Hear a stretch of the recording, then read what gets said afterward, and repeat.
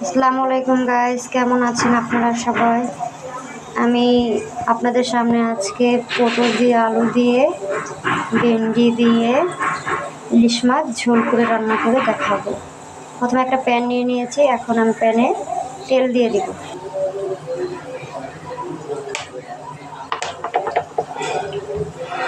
এখন আমি তেলে পেঁয়াজ দিয়ে দিব।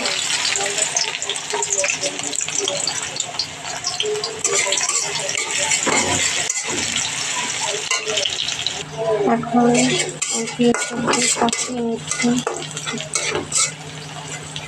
এখন আমি এখানে হলুদ মরিচ গুঁড়ো অ্যাড করব, ধনে গুঁড়ো, মরিচ গুঁড়ো, হলুদ গুঁড়ো,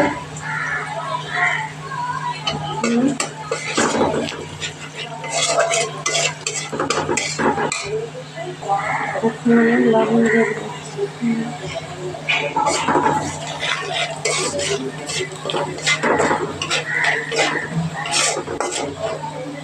এখন আমি টমেটো দিয়ে দিব।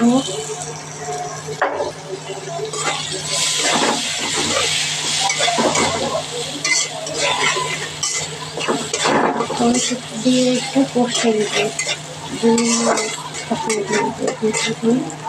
এখন আমি রসুন বাটা দিয়ে দেব।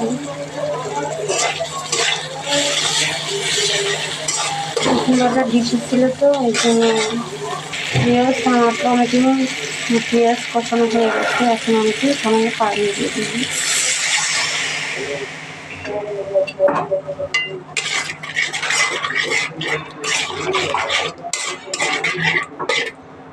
এখন আমি ঢাকনা দিয়ে ঢেকে দিব।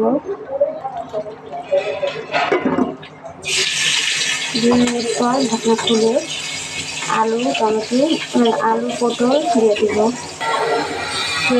আমি এখন ঢাকনাটা খুলে নেব। এখন আমি এখানে আলু পটল দিয়ে দিব।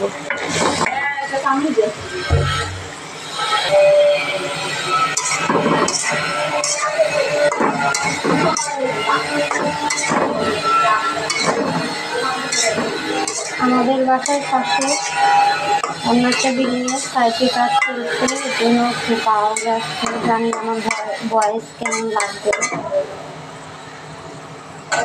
এখন আমি ঢাকনা দিয়ে ঢেকে দিব।